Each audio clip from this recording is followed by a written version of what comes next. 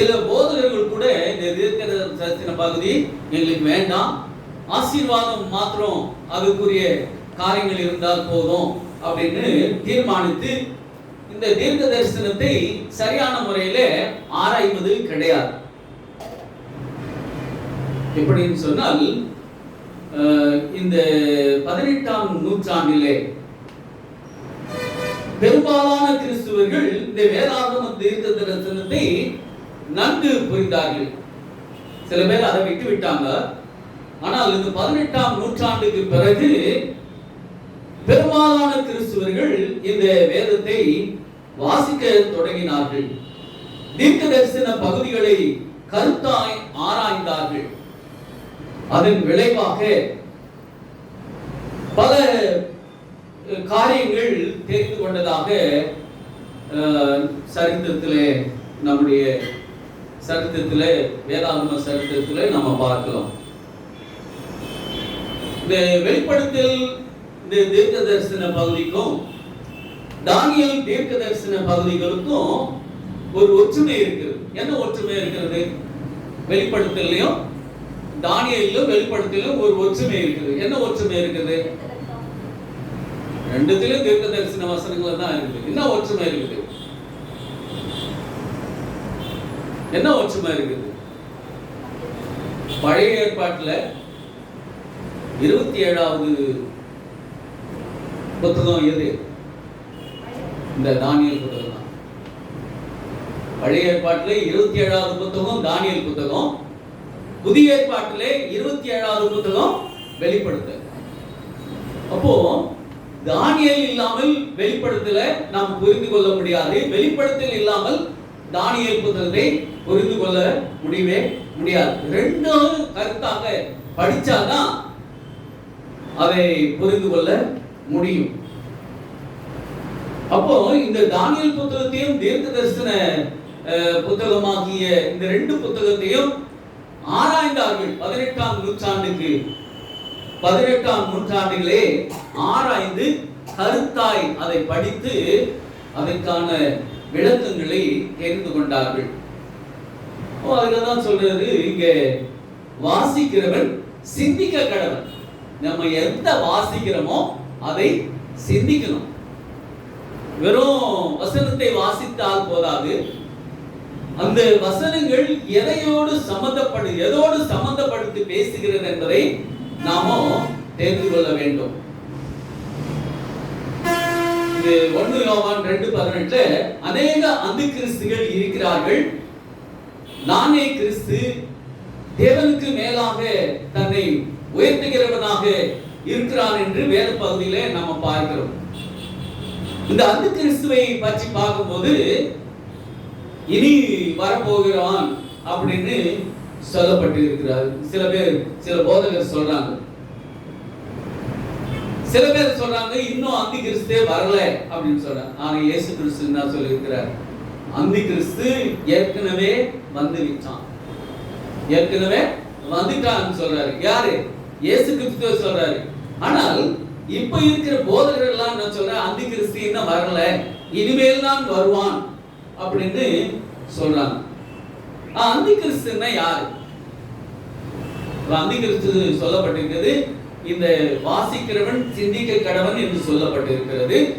அந்தி கிறிஸ்துன்னா யார்? தேவனை மறுதலிக்கிறவன் அந்தி கிறிஸ்து. அப்புறம் என்ன? தேவனுக்கு மேலாக தன்னை உயர்த்துகிறது. தேவனுக்கு மேலாக நான் தான் கிறிஸ்து அப்படின்னு சொல்லி தேவனுக்கு மேலாக உயர்த்துகிறது. யார் அதை செய்யறாங்க? தேவனுக்கு பதிலாக நான் தான் அப்படின்னு சொல்றாங்கல்ல, அதெல்லாம் யாரு? அந்தி கிறிஸ்து. பொய் போதகம். என்ன பொய் போதகம்? மரித்தால் நீங்க எங்க போவீங்க? நல்லது செய்திருந்தா நீங்க கடவுளோடு போய் சேர்ந்துருவீங்க, கெட்டது செய்திருந்தா நீங்க அக்னியில எரிவீங்க அப்படின்னு சொல்றாங்க.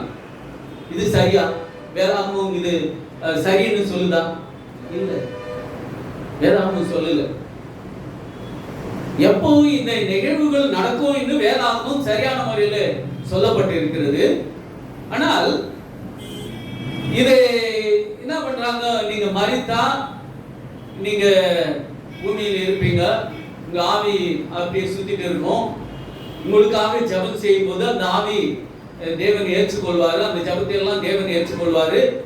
அதை எடுத்து போயிட்டு அப்படிப்பட்ட பாவிகளாக இருக்கிற ஒவ்வொருவருக்காக ஜெபம் செய்யும் போது அவங்களை உத்தரிக ஸ்தலத்துல கொண்டு போவாரு.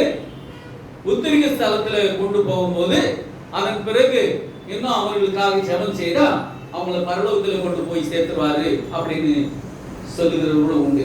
இதெல்லாம் பொய்யான போதகம். அப்போ பொய்யாத போதகம் செய்கிறவர்கள் தான் அந்தி கிறிஸ்து அப்படின்னு வேதாகமும் சொல்லுகிறது. நான் தான் கிறிஸ்து என்று சொல்லுகிறவன் தான் அந்தி கிறிஸ்து. அதுக்கப்புறமா தேவனுடைய கற்பனைகளை கைக்கொள்ளாதவன் அந்தி கிறிஸ்து. தேவனுடைய கற்பனைகளை கைக்கொள்ளாதவன் அந்தி கிறிஸ்து. இப்போ இந்த அந்தி கிறிஸ்து வருவான், இன்னும் வரப்போகிறான், இனிமேதான் வருவான் அப்படின்னு சொல்லி சில பொய்யான தகவல்களை கொடுக்கிறார்கள். அது வேதாகமத்துக்கு புறம்பானதாக இருக்கிறது. இங்க மத்தேயு 24:15 சொல்லப்பட்டு இருக்கிறது, பாழாக்குகிற அருவருப்பை குறித்து தானியேல் தீர்க்கதரிசி சொல்லி இருக்கிறானே, வாசிக்கிறவன் சிந்திக்க கடவன். பாழாக்குற அருவருப்பு, பாழாக்குற அருவருப்பு என்ன நம்ம பார்க்கிறோம். இப்ப சொன்னல இந்த பாழாக்குற அருவருப்பு சொன்னா அதாவது தவறான போதகம், தவறான போதகம். அந்த தவறான போதகத்தினாலே சில பேர் என்ன பண்றாங்க, அதுக்கு கீழ்ப்படிந்து அவர் சொல்லுகிறது தான் உண்மை, அவர் சொல்லுகிறது தான் சத்தியம் என்று அதற்கு இசைந்து இருக்கிறார்கள். ஆனால் தானியேல் தீர்க்கதரிசி சொல்லி இருக்கிறதை குறித்து இயேசு கிறிஸ்துவானவர் சொல்லி இருக்கிறதாக நம்ம பார்க்கிறோம். இங்க தானியேல் 11:31 அந்த பாழாக்குகிற அருவருப்பை குறித்து இங்க பேசுகிறார். ஆனாலும் அவனிடத்திலிருந்து புறப்பட்ட சேனைகள் எழும்பி அரணான பரிசுத்த ஸ்தலத்தை பரிசுத்த குலைச்சலாக்கி அன்றாட பலியை நீக்கி பாழாக்கும் அருவருப்பை அங்கே வைத்தார்கள். என்ன அன்றாட பலியை நீக்கி, அன்றாட பலியை நீக்கி பாழாக்க அருவருப்பை அங்கே வைப்பார்கள். இது எங்க நடந்த விஷயம் அப்படின்னு சொன்னால், பரிசுத்த கூடாரத்துல என்ன ஆகும், தினந்தோறும் பலி. அது யார் செய்யறாங்க, தினந்தோறும் பலி. அந்த பலியை ஒழிச்சுட்டு இந்த பலியை ஸ்டார்ட் பண்ணிட்டாங்க.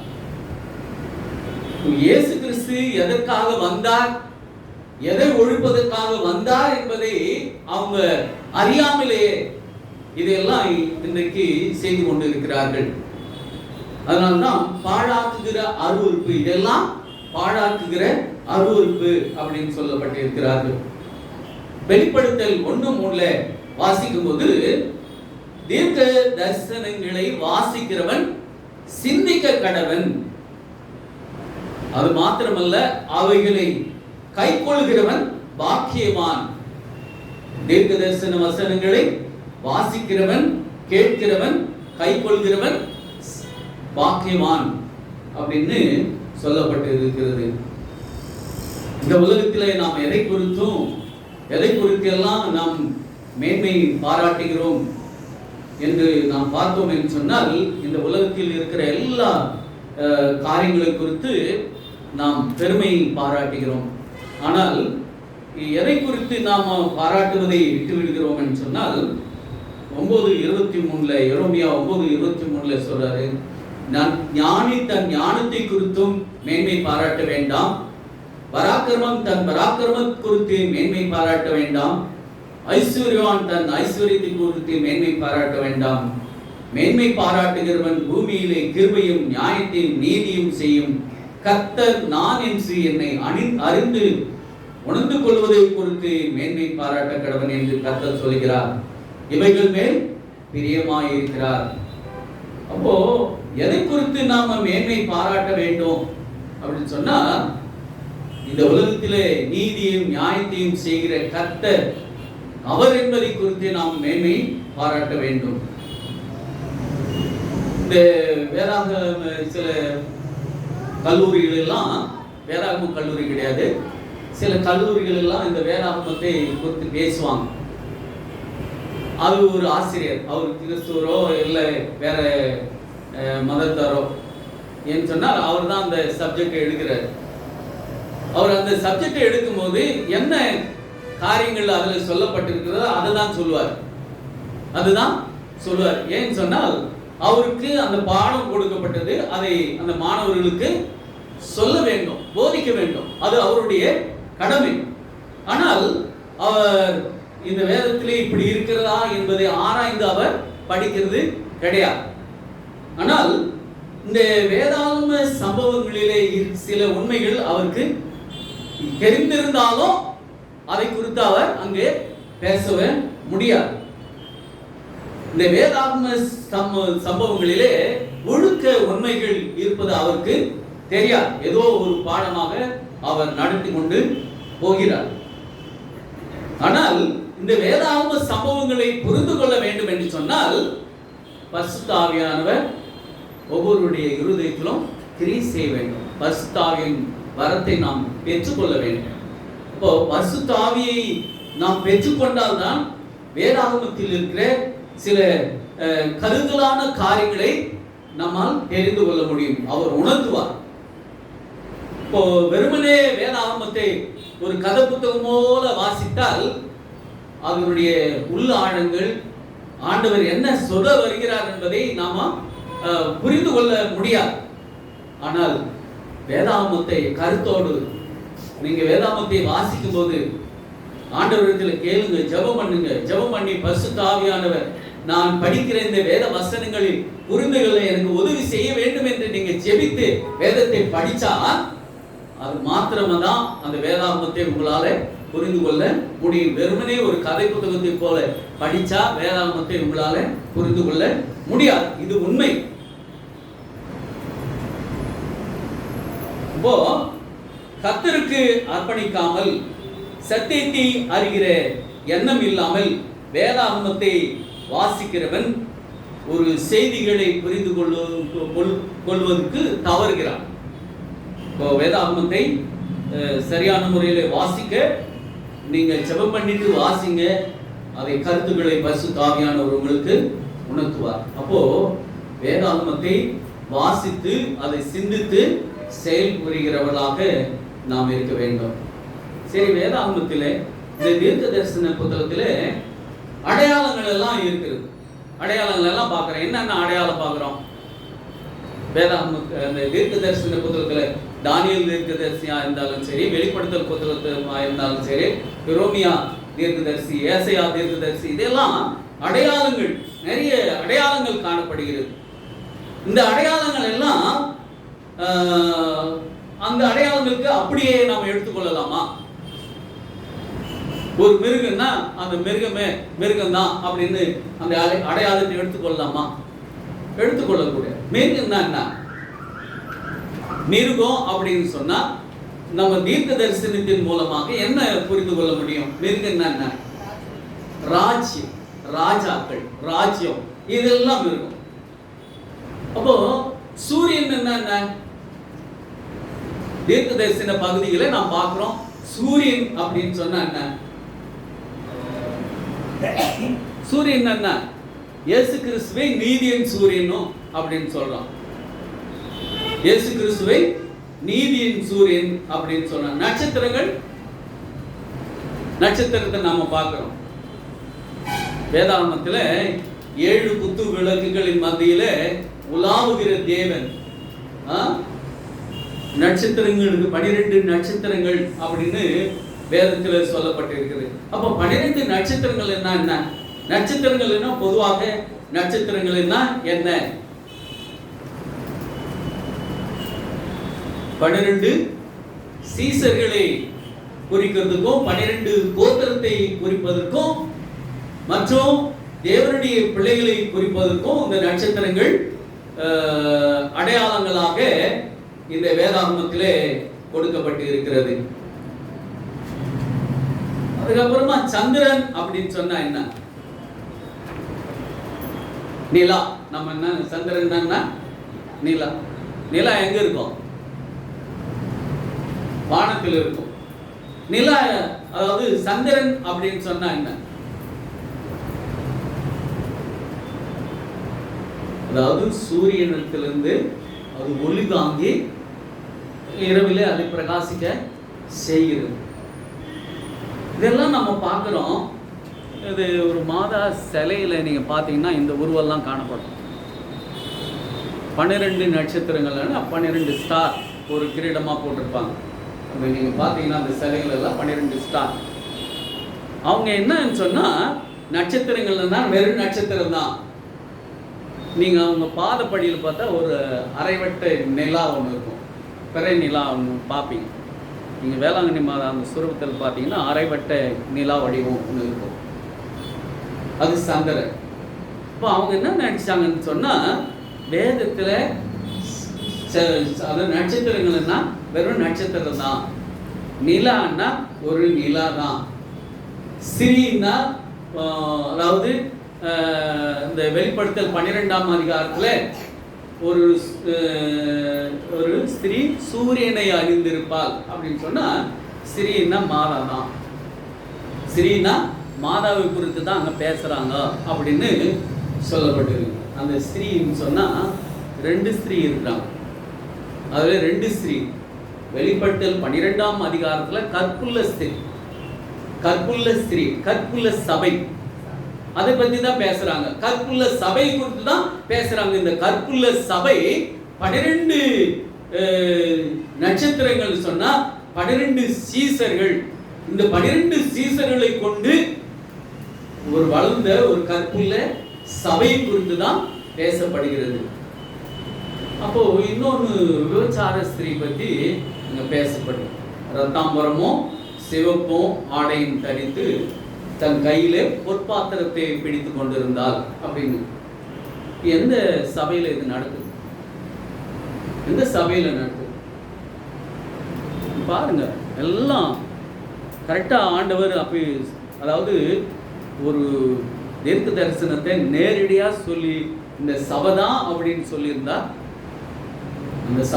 அந்த சபையின் மூலமாக முதல் நூற்றாண்டிலே நிறைய உபதிரவங்கள் கொடுத்திருப்பாங்க. அதெல்லாம் ஆண்டவர் இதெல்லாம் ஒரு மறைப்பொருளாக வைத்திருந்தார். இந்த மறைப்பொருளாக வைத்திருந்தா இது ஜனங்கள் ஓடி இங்கும் இங்கும் அங்கும் ஆராய்ந்து அதன் பொருளை அறிந்து கொள்ள வேண்டும் என்பதுக்கு தான் தேவனுடைய விருப்பமாக இருந்ததுனால இதெல்லாம் மறைப்பொருளாக வைத்தார் என்பதை நாம் அறிந்து கொள்ள முடியும். சரி, அப்போ நாம் புரிந்து கொள்வதை தேவன் விரும்புகிறார். நாம் எதை புரிந்து கொள்ள வேண்டுமோ அது சரியான முறையிலே புரிந்து கொள்வதை தேவன் விரும்புகிறார். ஒரு பாஷை தெரியாத ஒரு மனுஷன்,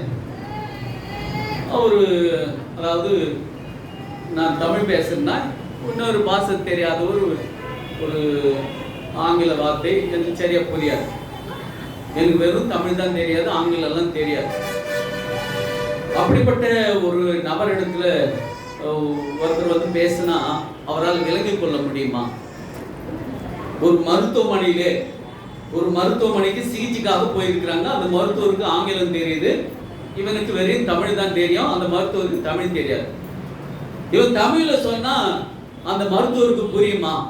ஏதோ ஒன்று சொல்றான், அது நமக்கு புரியல, ஆனா சைகை மூலமாக ஏதோ புரிந்து கொள்ள முடியுது அப்படின்னு அவன் நினைக்க மாட்டான். நினைப்பான்.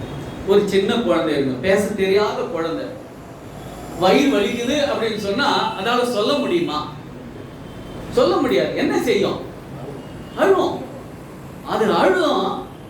அதுக்கப்புறமா மருத்துவர்கிட்ட போயிட்டு டெஸ்ட் எடுத்து என்ன காரணம் என்பதை அதுக்கப்புறமா சில பிள்ளைங்களுக்கு அதுவுமே தெரியாது. மருத்துவர்களுடைய அந்த ஆலோசனையும் சில வீணாக போய்விடும்.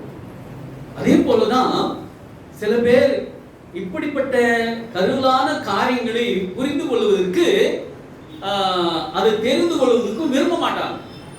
இதெல்லாம் நமக்கு என்னத்துக்கு?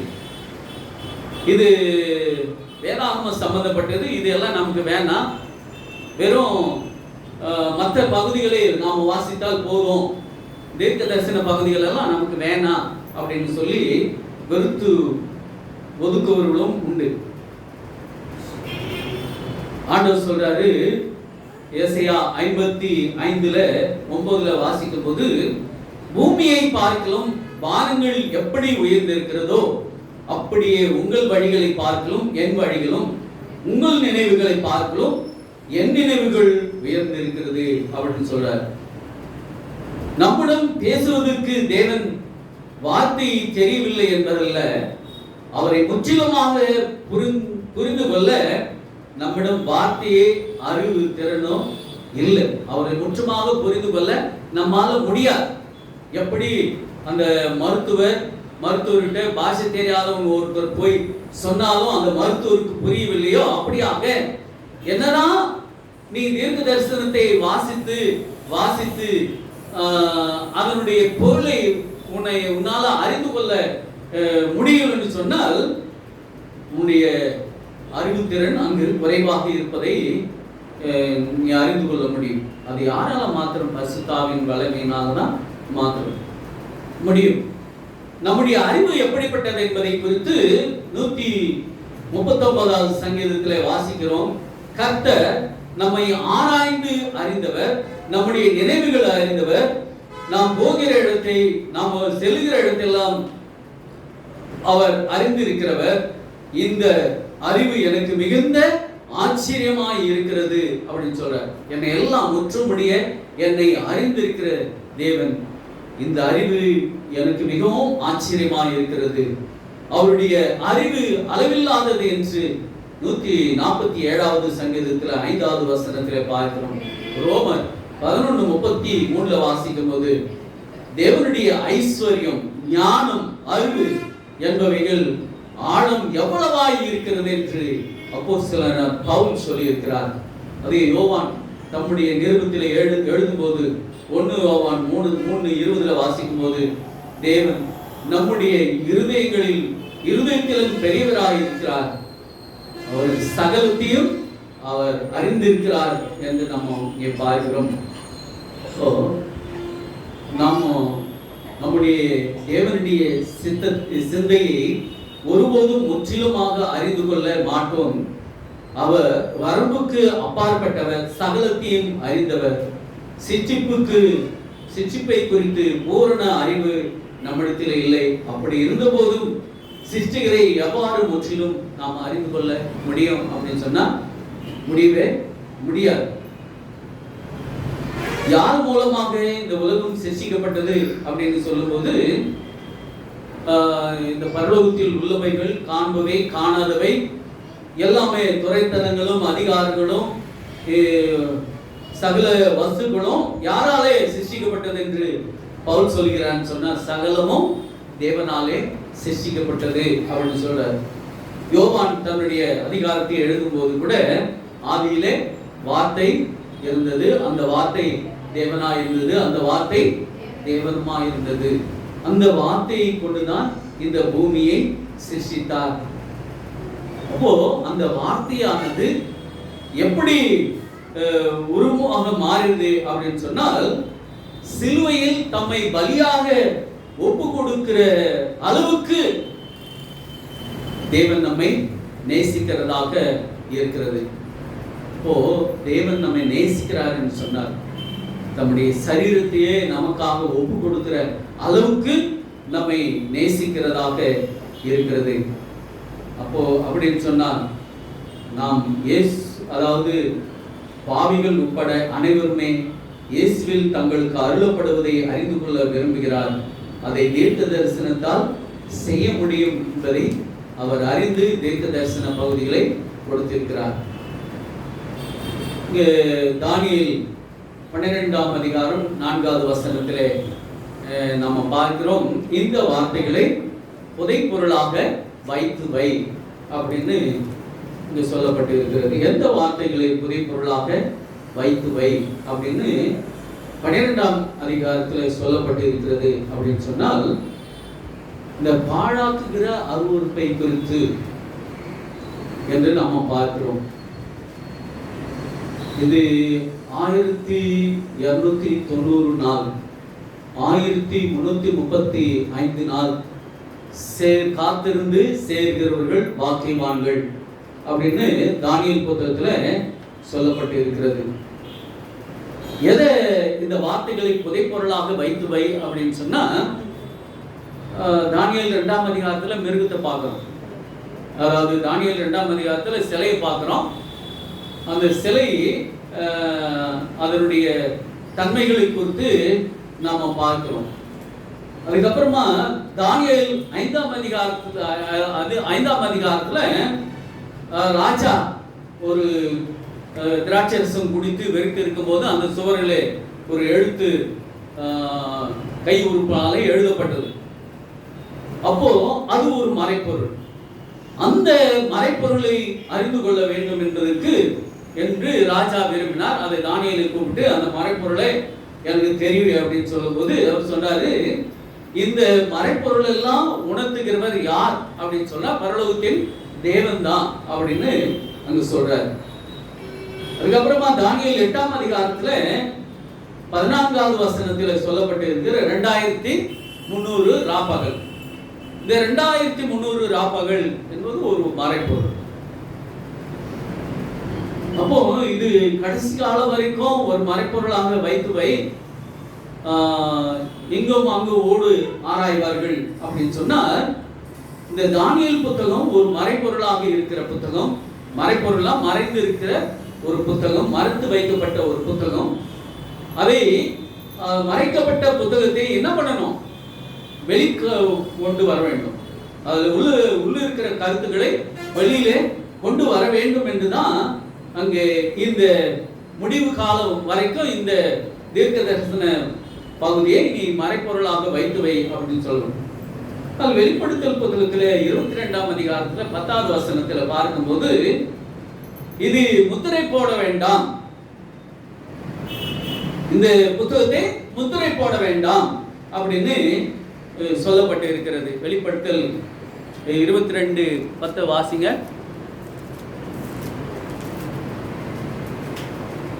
பின்னம் அவர் என்னை நோக்கி, இந்த புத்தகத்தில் உள்ள தீர்க்க தரிசன வசனங்கள் முத்திரை போட வேண்டாம், காலம் சமீபமாயிருக்கிறது. அங்கு முத்திரை போடு அப்படின்னு சொல்லப்பட்டு இருக்கிறது. அது மறைப்பொருள் அப்படின்னு சொல்லப்பட்டு இருக்கிறது. தானியேல் புத்தகத்துல. வெளிப்படுத்தல் புத்தகத்துல இல்ல, இதை வெளியே கொண்டு வரணும். ஏன்னு சொன்னா காலம் சமீபமாய் இருக்கிறது, எல்லாரும் இந்த மறைப்பொருளை உணர்ந்து கொள்ள வேண்டும் என்று ஆண்டவர் பிரியப்படுகிறார். அப்போ வெளிப்படுத்தல் புத்தகத்தை தானியேல் புத்தகம் எதிர்காலத்தில் ஒரு குறிப்பிட்ட சமயத்தில் தெளிவாக விளக்கப்படாது இருந்தது. தானியேல் இந்த வெளிப்படுத்தல் புத்தகத்தை அதை தெளிவாக ஆண்டவர் விளக்க வேண்டும் என்பதற்காக அந்த புத்தகத்தை முத்திரை போட வேண்டாம், காலம் சமீபமாக இருக்கிறது என்று சொல்லப்பட்டு இருக்கிறது. சரி, கடந்த நூற்றாண்டுகளில் கிறிஸ்துவ சிந்தனையாளர்கள் பலர் தானியேல் புத்தகத்தை குறித்து விளக்கம் அளிக்க முயன்றிருக்கிறார்கள். ஆனால் சில பேர் அந்த புத்தகத்தை வாசித்து அதை அப்படியே விட்டுட்டாங்க. சில பேர் வாசித்து அது அருமையான விளக்கங்களை கொடுத்திருக்கிறார்கள். தானியேல் புத்தகத்தில் அந்த 1200 வருட தீர்க்க தரிசன முடிவடைந்த பிறகு, அதாவது அந்த தீர்க்க தரிசனம் நிறைவேற 1798ஆம் வருடத்துக்கு பிறகு உலகம் முழுவதும் பல வேத ஆராய்ச்சியாளர்கள் எழுப்பினார்களாம். 1798க்கு பிறகு 1843ஆம் வருட கணக்கில் ஏதோ இந்த உலகத்தில் ஒரு அதிசயம் நடக்க போகிறது அப்படின்னு தானியேல் புத்தகத்தையும் வெளிப்படுத்தல் புத்தகத்தையும் வாசித்து அறிந்து கொண்டார்கள். அப்போ 19ஆம் நூற்றாண்டிலே ஒரு புதிய வெளிச்சம் கிடைத்தது. என்ன அப்படின்னு சொன்னா, ஒரு புதிய இயக்கம் உருவானது, மில்லர் இயக்கம். மில்லர் என்ன பண்றாரு, இந்த வேதத்தை படிக்கிறார். தானியேல் புத்தகத்தையும் தீர்க்க தரிசன புத்தகத்தையும். இந்த 2300 ராப்பகல் தான் அவருடைய இருதயத்தில் பெரிய தாக்கத்தை ஏற்படுத்தினது. அப்போ இந்த புத்தகத்தை ஆராய்ச்சி படிக்கிறார். தானியேல் புத்தகத்தையும் வெளிப்படுத்தல் புத்தகத்தையும் ரெண்டையும் ஆராய்ந்து படிக்கிறாரு. கிட்டத்தட்ட 13 வருஷமா படிக்கிறார். நம்ம படிக்க முடியுமா? ஒரு முறை படிச்சாவே அடுத்த பேஜுக்கு திருப்பலாம். ஆனால் அதை புரிதல் வர வரைக்கும் அவர் படிச்சுட்டே இருந்தார். 13 வருஷமா படிச்சார். ஒரு போதகர் கிடையாது அவரு. யாரு? வில்லியம் மில்லர் ஒரு போதகர் கிடையாது. ஒரு இராணுவத்துல பணி செய்து ஓய்வு பெற்றவர். ஓய்வு பெற்று இந்த தானியேல் புத்தகத்தை அப்படியே படிச்சுட்டு வரும்போது 2300 ராப்பகல் அப்படின்னு சொல்ல முடியும். 2300 ராப்பகல் அதெல்லாம் படிச்சிட்ட பிறகு அவருக்கு ஏதோ அவருடைய இருதயத்தில் உந்தப்பட்டு அந்த காரியத்தை இன்னும் அதிகமாக நாம படிக்க வேண்டும், இது எதை குறித்து எழுதப்பட்டு இருக்கிறது என்பதை குறித்து அவர் படிச்சாரு. கிட்டத்தட்ட 13 வருஷமா இந்த வெளிப்படுத்தல் புத்தகத்தையும் தானியேல் புத்தகத்தையும் படிச்சு ஒரு உண்மையை தெரிந்து கொண்டார். என்ன அப்படின்னு சொன்னா 1844 அக்டோபர் 22ஆம் தேதி இயேசு கிறிஸ்து வருவார். அதை தெரிஞ்சிட்டார். கணக்கு போட்டு பார்த்தார். எல்லா கணக்கு நம்ம அப்படி போட முடியுமா? அவங்கெல்லாம் எழுதுனதான் நம்ம இப்போ படிச்சுட்டு இருக்கிறோம். அவங்கெல்லாம் அந்த கணக்கு போட்டு எழுதுனதான் நம்ம படிச்சுட்டு இருக்கிறோம். கணக்கு போட்டு பார்த்தார். 1844 அக்டோபர் 22ஆம் தேதி இயேசு கிறிஸ்து இந்த பூமிக்கு வருவார். அது எப்படி சொல்லணும்? அவர் படிச்சுட்டாரு, சொல்லணும். இவர் பிரசங்கியார் கிடையாது. இவர் அந்த புத்தகத்தை நல்லா படிச்சாரு. வெளிப்படுத்தல் புத்தகத்தை படிச்சுட்டாரு. 2300 ராப்பகல் குறித்து எல்லா தீர்க்க தரிசன காரியங்கள் எல்லாம் தெரிஞ்சுட்டார். அவர் உள்ளூர் சபைக்கு போயிட்டு இருந்தாரு. ஒரு நாள் அந்த உள்ளூர் சபையில போதகர் வரல. போதகர் வராத போது நீங்க போய் ஏதாவது நீங்க பிரசங்கம் பண்ணுங்க அப்படின்னு சொல்லும் போது இந்த வில்லியம் மில்லர் முதல் பிரசங்கித்தது இந்த 2300 ராப்பகல் தான் பிரசங்கம் பண்ணாரு. இப்போ இவர் பேசுறது வித்தியாசமா இருக்கிறது. இப்போ வேதாகமத்தை அவங்களும் ஆராய்ச்சி பண்ணாங்க. அதனால அநேக உள்ளங்கள் தொடப்பட்டது. இந்த செய்தியை மற்ற நாடுகளுக்கும் கொண்டு செல்லப்பட்டது. இந்த வில்லியம் மில்லருடைய அந்த செய்தியினால என்ன ஆச்சு? இந்த அக்டோபர் 22க்குள்ள பெரிய பெரிய பணக்காரர்கள் யாரெல்லாம் இந்த வில்லியம் மில்லர் சொல்லுகிறாங்க கோட்பாடுக்கு இணங்கி வந்தாங்களோ அவங்கெல்லாம் சொத்து பத்துக்கள் எல்லாம் விற்று என்ன பண்ணாங்க? தானம் பண்ணிட்டாங்க. வெறுமை ஆயிட்டாங்க. அக்டோபர் 22 இயேசு கிறிஸ்து வரல. 1840 அக்டோபர் 22 இயேசு கிறிஸ்து வரல. இப்போ வில்லியம் மில்லர் ஆராய்ச்சி பண்ணது கரெக்ட் தான். அக்டோபர் 22 1844 அவர் அந்த தீர்க்க தரிசனத்தை ஆராய்ச்சி செய்தது கரெக்ட் தான். ஆனால் அவர் ஒன்றை புரிந்து கொள்ள அவர் மறந்துவிட்டார். என்ன ஆச்சு? 1844 அக்டோபர் 22 என்ன ஆச்சு? என்ன சம்பவம் நடந்தது? இயேசு கிறிஸ்து பூமிக்கு வந்தாரா? வரல. என்ன ஆச்சு?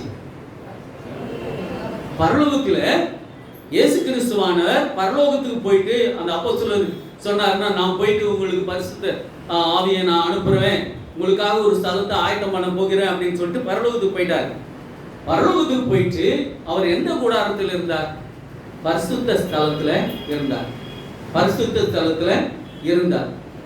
அக்டோபர் 1844 அக்டோபர் 22க்கு பிறகு அவர் எங்க போயிட்டாராம்?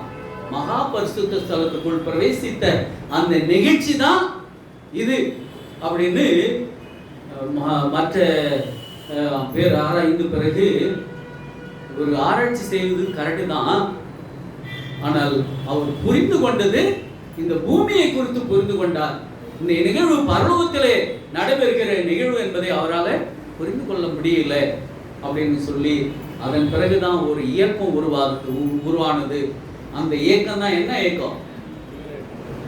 மில்லர் இயக்கம் முடிஞ்சு போச்சு. அதுக்கு பிறகுதான் அட்வென்ட் இயக்கம் ஆரம்பமானது. அக்டோபர் 1844க்கு பிறகுதான் ஒரு அட்வென்ட் இயக்கம் உருவானது. அப்போ நாம எல்லாரும் ஆண்டவர் சொன்ன மாதிரி காத்திருந்து சேருகிறவர்கள் பாக்கியவான்கள். 1844 அக்டோபர் 20 வரைக்கும் நாம காத்திருந்தோம். அதன் பிறகுதான் நம்முடைய சபை உருவாச்சு. அதனாலே இந்த வார்த்தைகளை புதைப்பொருளாக வைத்திரு என்று அன்றைக்கு ஆண்டவர் சொன்ன இந்த காரியம், அந்த வார்த்தைகள் முடிவு காலத்துக்கு சம்பந்தம் உடையது. இது புதைப்பொருளாக வைக்கக்கூடாது, இது எல்லாருக்கும் அறிவி என்று சொன்ன வார்த்தைகளுக்கும் இது உருவானது. அதே சமயத்துல ரோம அஞ்ஞான மார்க்கம் எதை விட்டுச்சு? ஓய்வு நாளை விட்டுச்சு, நியாய ஆசரிப்பை பிடிச்சிச்சு. அப்போ இந்த ஞாயிறு ஆசரிப்பின் மூலமாக ஓய்வு நாள் புறக்கணிக்கப்பட்டது. மரணத்தை பற்றி அறியாத நிலை, மரணத்துல என்ன நிகழ்கிறது அப்படின்னு ஒரு அறியாத நிலை உருவானது. மரித்தவர்கள் வேறு நிலைக்கு போயிடுவாங்க அப்படின்னு சொல்லாரு. அதாவது ஒரு இந்து மதத்துல செத்து போயிட்டா அவங்களுக்கு மறு ஜென்மம் இருக்குது அப்படின்னு சொல்றாங்க. இந்து மதத்துல அவங்க மரித்தாலும் மறு ஜென்மம் இருக்குது என்பது அவங்க நம்பிக்கை. அது எப்படி அவங்க பறவை ஆகலாம், மிருகமாகலாம், ஏதாவது ஒரு நிலை ஆகலாம் அப்படின்னு அவங்களுக்கு நம்பிக்கை. கிறிஸ்துவர்களுக்கு என்ன நம்பிக்கை உண்டு? என்ன நம்பிக்கை உண்டு? என்ன நம்பிக்கை உண்டு? ஆமா, மரித்தவர்கள் ஆண்டவராகிய இயேசு கிறிஸ்து என்ன நிலையில் இருந்தோமோ அதே நிலைக்கு தான் நாம் உயிரோடு எழுப்பப்பட போகிறோம். அதை விட்டுட்டு நான் மரிச்சு நூற்றுக்கணக்கான வருஷத்துக்கு பிறகு மரிச்சிருந்தாலும் அவர் பரலோகத்துல வாசம் செய்கிறாரு, பரலோகத்துல ஆபிரகாம் மடியில இருக்கிறான்னு சொல்றது தவறு. ஆண்டவர் அதை அனுமதிக்கல. ஆண்டவர் சொல்லாத வார்த்தைகளுக்கு என்ன பண்றாங்க? முக்கியத்துவம் கொடுக்கிறாங்க. சொன்ன வார்த்தைகளுக்கு முக்கியத்துவம் கொடுங்க. ஆண்டவர் அதான் தெளிவா சொல்லிட்டாரு, நான் மேகங்களோடு கூட வரப்போகிறேன் அப்படின்னு சொல்றாரு. மரித்தவர்கள் இது முதல் பாக்கியவான்கள் என்று 1 கொரிந்தியர் புத்தகத்தில் பவுலார் சொல்லி இருக்கிறாரு. மாத்திரமல்ல, ஆண்டவராகிய இயேசு கிறிஸ்து 2ஆம் வருகையில எல்லாரும் மரித்தவர்கள் எல்லாம் அவரை காண்பார்கள், அவரை குத்தினவர்களும் அவரை காண்பார்கள் என்று சொல்லி இருக்கிறார்கள். அதை விட்டுட்டு மரிச்ச பிறகு நரகத்துக்கோ நித்திய ஜீவனுக்கோ போகிற வேலை கிடையாது. எப்போ அந்த அக்னி அவர்களை பட்சிக்குன்னு சொன்னா கடைசி காலத்துல தான் அந்த நிகழ்வு, அவர் 3ஆம் வருகையில தான் இந்த நிகழ்வெல்லாம் நடக்கும். அதுக்கு முன்பாக 3ஆம் வருகைக்கு முன்பாக ஆண்டவராகிய இயேசு கிறிஸ்து பரலோகத்துக்கு தம் பரிசுத்தவான்களையும் தமக்கு கீழ்ப்படியவர்களெல்லாம் கூட்டு போயின பிறகுதான் அந்த பூமியில நடவிருக்கிற சம்பவம். இந்த சம்பவத்தை வச்சு ஏற்கனவே நடந்து கொண்டு இருக்கிறது அப்படின்னு சொல்ல யாருக்கும் அதிகாரம் கிடையாது. வேதம் அதை சம்மதிக்க வைக்கவில்லை. இப்போ நாம் வேதத்தை புதைப்பொருளாக வைத்து ஆராய வேண்டும். வார்த்தைகளை ஆராய்வதன் மூலமாக நமக்கு நல்ல பலன் கிடைக்கும். இங்கே மத்தேயு 5:18 வானமும் பூமியும் ஒழிந்து போனாலும் நியாயப்பிரமாணத்தில் ஒரு உறுப்பாகிலும் உறுப்பின் ஒரு எழுத்தாகிலும் சிறு எழுத்தாகிலும், அதாவது ரா அப்படின்னு சொல்றோம், ஒரு ரா இல்லை ஒரு கா, அதெல்லாம் ஒரு சிறு எழுத்து. அந்த ஒரு எழுத்து கூட விட்டுடக்கூடாது என்பதுதான் தேவன் விரும்புகிறார். ஒழிந்து போனாலும் போகாது என்று மெய்யாகவே உங்களுக்கு சொல்கிறேன். அப்போ வேதம் தான். வேதத்தை யாராலும் ஒழிக்க முடியாது. ஒழிக்க வேண்டும் என்பவர்கள் எல்லாம் மரிச்சு போனாங்க. ஒவ்வொரு வார்த்தையும் வேதாகமத்தில் உள்ள ஒவ்வொரு வார்த்தையும் மிகவும் முக்கியமானதாக இருக்கிறது. இது வேணும் இது வேணான்னு ஒதுக்கிவிடக் கூடாது. இப்போ எனக்கு ஆதரவாக இருக்கிற வசனங்களை நான் பிடிச்சிட்டு ஆதரவில்லாத வசனங்களை நான் தள்ளிவிடுவோம் கூடாது. அப்போ மோசே முதலான தீர்க்கதரிசிகள் என்னை குறித்து சொல்லியிருக்கிறார்களே அப்படின்னு இயேசு கிறிஸ்து சொல்லியிருக்கிறார். இப்போ நாம் பார்த்தோம் என்று சொன்னால் ஆதியாகமம் முதல் வெளிப்படுத்தல் வரை நாம் ஆராய்ந்தால் யாரை முக்கியப்படுத்தி யாரை முன்வைத்து அங்க பேசப்படுகிறது சொன்னார். இயேசு கிறிஸ்துவை முன்வைத்து தான் அங்கே பேசப்படுகிறது. இப்போ எப்படி இயேசு கிறிஸ்துவை குறித்து அங்க பேசப்படுகிறது? ஆதாம் ஏவாள் பாவம் செய்தாங்களே, அப்போ ஆதாம் ஏவாள் பாவம் செய்யும்போது அங்க இயேசு கிறிஸ்து எப்படி வந்தார் அப்படி சொல்லுவாங்கல்ல. ஆதாம் ஏவாள் பாவம் செய்யும் போது இயேசு கிறிஸ்து எங்க வந்தார்? எங்க வந்தார்? வந்தாரா? அங்க குறிப்பிட்டு இருக்குது 3:15 என்ன சொல்றார்? அவள் வித்துக்கும் உன் வித்துக்கும் பகையை உண்டாக்குவேன். இப்போ சாத்தானுக்கும் இயேசு கிறிஸ்துவுக்கும் அங்க ஒரு பெரிய யுத்தம் நடைபெற போகிறது என்பதை முன்குறித்து அங்க பேசப்பட்டிருக்கிறது ஆதியாகம புத்தகத்தில். இப்போ நீங்க எங்க எடுத்தாலும் இயேசு கிறிஸ்துவை முன்வைத்து தான் இந்த வேதாகம பகுதிகள் எழுதப்பட்டிருக்கிறது என்பதை நாம கருத்தாய் ஆராய்ந்து பார்க்க வேண்டும். இப்போ வேதாகமத்தை ஒரு அன்பு அப்படின்னு சொன்னா, ஒரு அன்பை பற்றி பிரசங்கம் எழுதுங்க அப்படின்னு சொன்னா, அன்பை குறித்து இப்பெல்லாம் அந்த ஆராய்ச்சி புத்தகம் வேதாகமம் அன்பு அப்படின்னு சொன்னா இல்லை, நம்முடைய மொபைல்ல அன்பு அப்படின்னு சொன்னா அன்பு குறித்து எல்லா வேத வசனங்கள் வந்து, அன்பு இல்லாதவன் தேவனை அறிவான், தேவன் அன்பாக இருக்கிறார் அப்படின்னு சொல்லப்பட்டிருக்கு. இதெல்லாம் கரெக்டா வந்துடும். என்ன, அதாவது என் மேல் அன்பு வைக்கிறவன் என் கற்பனைகளை கை கொள்ளுவான் அப்படின்னு சொன்னா அந்த வசனத்தை அப்படியே தள்ளிக்குவாங்க. அந்த வசனத்தை அப்படியே தள்ளிடுவாங்க. இது வேணாம், இது வந்தா ஏதோ ஒரு சபை மாத்திரம் குறிக்குது, நம்ம தேவனுடைய வேதத்துக்கு கீழ்ப்படியணும் அப்படின்னு சொல்லுது, அவர் பரிசுத்த ஓய்வு நாளை கடைபிடிக்கணும்னு சொல்லுது, இந்த வசனம் வேணாம், மற்ற அன்பு குறித்து நம்ம பேசலாம் அப்படின்னு சொல்லி ஒரு குறிப்பு எழுதி அதை பிரசங்கித்துருவாங்க. ஆனால் வேதம் அப்படி சொல்ல, இங்கொன்றும் அங்கொன்றும் தேடி ஆராய்ந்து கண்டுபிடிக்க வேண்டும். ஒரே ஒரு வசனத்தை வச்சு நம்ம பிரசங்கிக்க கூடாது. அதாவது ஒரு ஆதியாகமத்தில் ஒரு வசனம் இருக்குன்னு சொன்னால் அந்த வசனத்துக்கு ஜோடி வசனம் இருக்கும். ஒரு வசனத்துக்கு ஜோடி இல்லாமல் வசனங்கள் இருக்காது.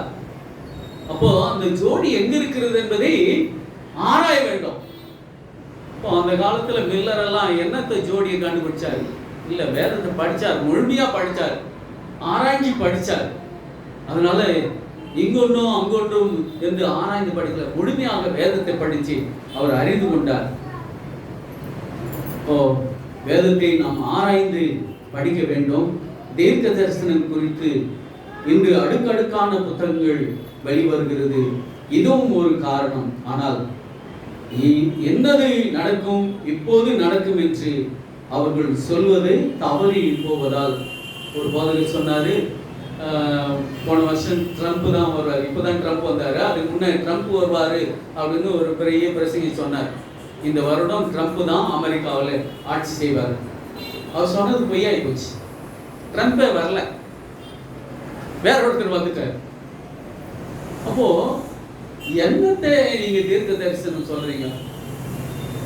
சிலர் இந்த 666 அப்படின்னு சொல்லும்போது நம்ம பகிரங்கமா சொல்றோம் போப்பு தான் அப்படின்னு சொல்றோம். அவங்க என்ன சொல்றாங்க, வேற ராஜ்யத்தை குறித்து பேசுறாங்க.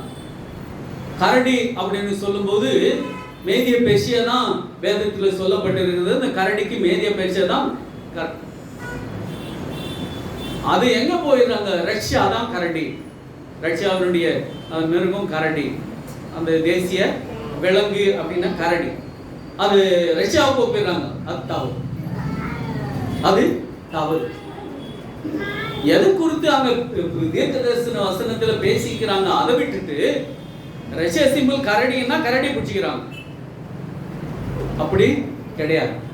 இப்போ ஒரு வேதாகமத்தை நாம படிச்சோம் என்று சொன்னால், ஒரு வேதாகம தீர்க்க தரிசனங்களை படிச்சோம் என்று சொன்னால், அது பின்னணிகளை குறித்து நாம் ஆராய வேண்டும். அந்த பின்னணிகளை குறித்து ஆராய்ந்து படிக்காம ஏதோ ஒரு வசனத்தை படிச்சோம் அது போதும், இந்த புரிதல் நமக்கு போதும் அப்படின்னு சொன்னால் அது முழுமையாக தீர்க்க தரிசனத்தை நம்மால புரிந்து கொள்ள முடியாது. இப்போ தீர்க்க தரிசன வசனத்தை ஆராய்கிறவர்கள் சந்திக்கிற மிக முக்கியமான பிரச்சனை, வேதத்தில் உள்ள வார்த்தைகளை ஞானார்த்தமாக பார்க்கிறார்களா இல்லை நேரடியான அர்த்தமாக பார்க்கிறார்களா? அதுதான் சில ஸ்திரீன்னா பெண்ணு தான், அது நேரடி அர்த்தம். இது ஞான அர்த்தம் சொல்லி ஸ்திரீன்னா சபை. இவங்க என்ன நினைச்சிருக்காங்க, ஸ்திரீன்னா பெண்ணு தான், நட்சத்திரம்னா அந்த ஸ்திரீ மேல் இருக்கிற நட்சத்திரம் தான். ஆனா நட்சத்திரம் வேற மாதிரி சொல்லப்பட்டிருக்கிறது தீர்க்க தரிசனம். சந்திரன் சொன்னா அவங்க பாதம் கீழ் சந்திரன் இருக்கும் அப்படின்னு சொன்னா இவங்க தான். இப்போ சிறின ஒரு பெண்ணு, அவங்களுக்கு தலைமையில நட்சத்திரம் இருக்கும், அவங்க பாதத்துக்கு கீழே சந்திரன் இருக்கும். இது நேரடியா அவங்க அதுக்கு விளக்கம் கொடுக்கிறது. ஆனால் தீர்க்க தரிசன வசனம், எந்த தீர்க்க தரிசன வசனமும் எந்த தீர்க்க தரிசனமும் நேரடியான பொருளை உடையதாக இருக்காது. ஒரு பானைன்னா அது பானை இருக்காது. ஒரு திராட்சை அப்படின்னு சொன்னா அது திராட்சை இருக்காது. ஆண்டவர் சொல்றாரு, அந்த திராட்சை ரசி யாருக்கு ஒப்பிடுறேன் அப்படின்னு சொன்னா இஸ்ரவேல் ஜனத்துக்கு நான் ஒப்பிடுறேன் அப்படின்னு சொல்றாரு. ஒரு குயவன் களிமண், அந்த களிமண்னா யாருக்கு ஒப்பிடுறாரு? நமக்கு ஒப்பிடுறாரு. இதெல்லாம் பார்க்கும்போது நேரடி எந்த தீர்க்க தரிசன வசனமும் நேரடியாக சம்பந்தப்பட்டு பேசுறது கிடையாது. ஒரு மறைமுகமான மறைப்பொருளாக, அதுதான் தானியேல்ல ஒரு மறைப்பொருளாக வச்சாங்க. சிங்கம்னா என்ன, கரடின்னா என்ன, கெடுதான மிருகம் என்ன, அப்புறமா என்ன மிருகம், இன்னொரு மிருகம், ஆட்டுக்குட்டியை போல பேசின மிருகம். அமெரிக்காவை குறித்து பேசப்பட்டிருக்கு. 2 கொம்புள்ள ஆடுகளை பத்தி பேசி இருக்கிறது. இதெல்லாம் ஒரு நாட்டை அப்படியே வர்ணிக்காம ஒரு மிருகங்களை கொண்டு வர்ணித்தது. சின்ன கொம்பு, அந்த மிருகத்தின் இடையில அந்த ஆட்டுக்கடா மத்தியில தோன்றுகிற ஒரு சின்ன கொம்பு, அந்த சின்ன கொம்பு என்ன, அதான் ரோமன் கத்தோலிக்க போப்பை குறிக்கிறது. இதெல்லாம் நம்ம ஆராய்ந்து படிக்கலன்னா நிச்சயமாக அந்த ஞான அர்த்தத்தை நாம நேரடியாக கண்டுகொள்ள முடியாது. வெளிப்படுத்து தானியேல் 7:12 10 கொம்புகள் 10 ராஜ்யங்கள். வெளிப்படுத்தல் 1:14 7 நட்சத்திரங்கள், கருப்புள்ள பட்டயம், ரட்சண்யர் தலைசீரா அப்படின்னு ஆவியின் பட்டயம், தேவ வசனம் அப்படின்னு சொல்லப்பட்டிருக்கிறது. எபிரேயர் 4:12 தேவனுடைய வார்த்தை, இருபுறம் கருப்புள்ள பட்டயம். கருப்புள்ள பட்டயம் என்ன, இருபுற கருப்புள்ள பட்டயம் அப்படின்னு சொன்னா என்ன? ஆமா, ஒரு கத்தி குறித்து சொல்றாரா, ஒரு பட்டா கத்தி குறித்து சொல்றாரா? இரு கருப்புள்ள பட்டயம் சொன்னா பழைய ஏற்பாடும் புதிய ஏற்பாடும் சேர்ந்துதான் இரு கருப்புள்ள பட்டயம். அதுதான் தேவனுடைய வசனம் அப்படின்னு சொல்லப்பட்டு இருக்கிறது. 2 கொம்புகள் உள்ள ஆட்டுக்கடா, 2 கொம்பு உள்ள ஆட்டுக்கடா அப்படின்னு சொல்லப்பட்டிருக்கு. 2 கொம்புள்ள ஆட்டுக்கடா என்ன? அந்த ஆட்டுக்கடாவுக்கு 2 கொம்பு இருந்துச்சாம்.